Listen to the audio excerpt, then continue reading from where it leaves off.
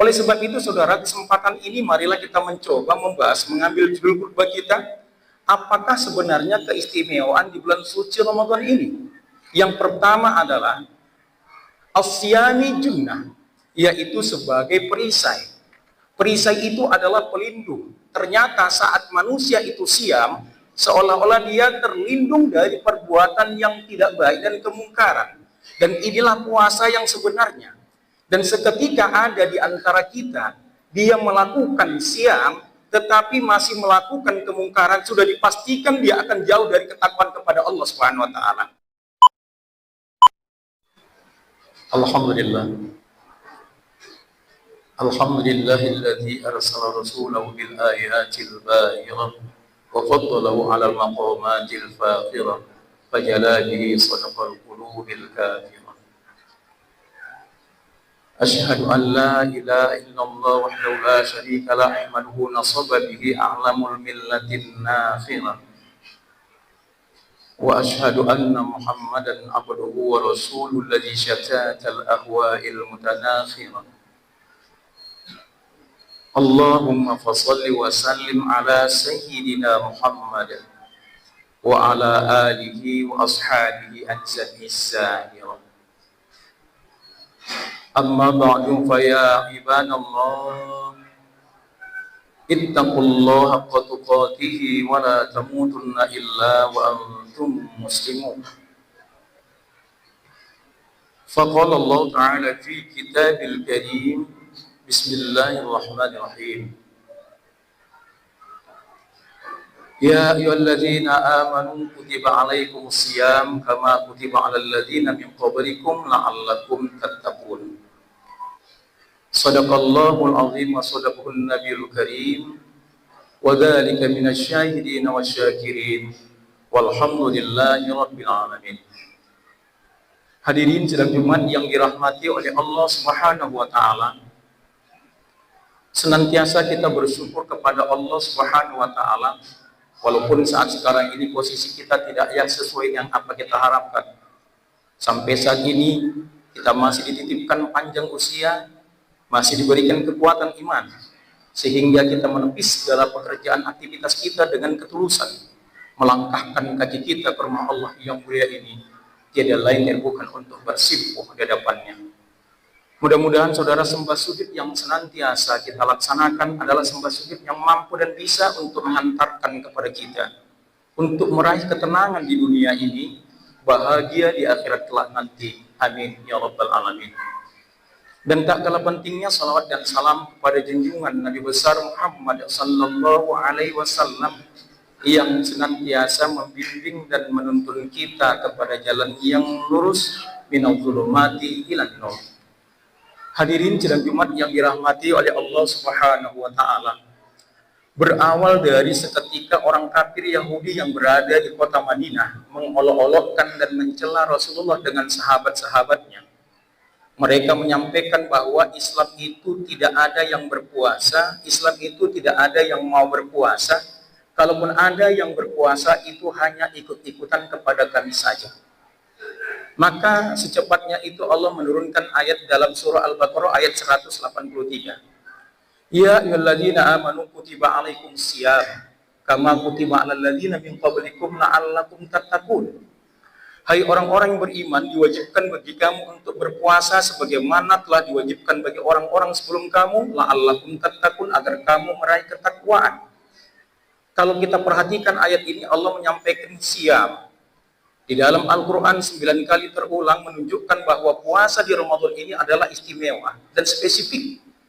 Dan seandainya yang istimewa kita lakukan, maka endingnya la'allakum tattaqun. Kalau begitu konsekuensi logisnya, apakah semua orang yang berpuasa ini meraih ketakwaan? Tanda tanya, belum tentu. Tetapi apakah ada orang yang meraih ketakwaan? Ya sudah pasti. Al-Siyam di sini adalah spesifiknya melakukan puasa itu sesuai dengan syariat yang terhindar dari segala yang membatalkan puasa, mulai terbit matahari sampai terbenamnya. Oleh sebab itu, saudara, kesempatan ini marilah kita mencoba membahas, mengambil judul khutbah kita, apakah sebenarnya keistimewaan di bulan suci Ramadan ini? Yang pertama adalah Asyami Junnah, yaitu sebagai perisai. Perisai itu adalah pelindung. Ternyata saat manusia itu siam, seolah-olah dia terlindung dari perbuatan yang tidak baik dan kemungkaran. Dan inilah puasa yang sebenarnya. Dan seketika ada di antara kita, dia melakukan siam, tetapi masih melakukan kemungkaran, sudah dipastikan dia akan jauh dari ketakwaan kepada Allah Subhanahu wa taala. Dan tidak sedikit hal ini masih terjadi di kalangan kita, saudara. Di awal Ramadan di tempat tinggal saya, di masjid saya itu menyolatkan sholat jenazah. Seketika habis sholat jenazah, sekali 3 pasang sepatu hilang.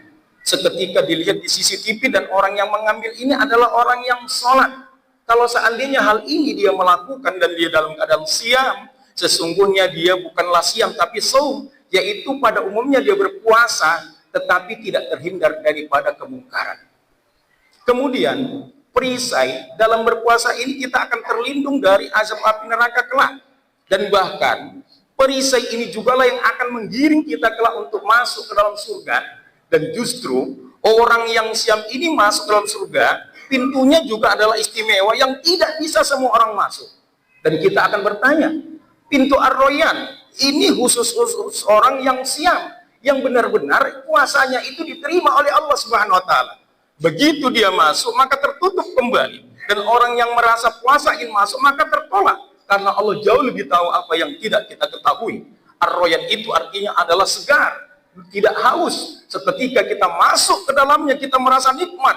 Seolah-olah malaikat bertanya, wahai hamba Allah, apakah yang kau rasakan kenikmatan kau saat dalam berpuasa? Saat aku berbuka, kemudian apa kata malaikat, sesungguhnya kenikmatan saat kau berbuka tidak sebanding dengan kenikmatan hadiah Allah yang saat sekarang ini karena keistimewaanmu. Inilah harapan kita menjadi perisai puasa kita. Hadirin jamaah sidang Jumat yang dirahmati oleh Allah Subhanahu wa taala. Dan yang kedua, di bulan suci Ramadan ini kita akan mendapatkan pengampunan pagi, siang, petang dan malam. Maka disampaikan oleh Nabi, man shoma ramadhana imanan wa ihtisaban ghufira lahu ma taqaddama min dzambi. Barang siapa yang berpuasa pada bulan suci Ramadan penuh dengan keimanan dan mengharapkan pahala dari Allah, Allah akan menghapuskan dosanya yang telah lalu. Dan di hadis lain, mangkoma, barang siapa yang menghidupkan bulan suci Ramadan penuh dengan keimanan dan mengharapkan pahala dari Allah, Allah juga akan menghapuskan dosa yang telah lalu. Maka ulama menggabungkan kedua hadis ini, apabila orang yang mendapatkan pengampunan itu apabila dia berpuasa siang harinya, malam ikut serta dia untuk melaksanakan sunnah-sunnah sholat tarawihnya. Karena kita tidak akan mendapatkan sholat sunnah tarawih terkecuali pada bulan suci Ramadan.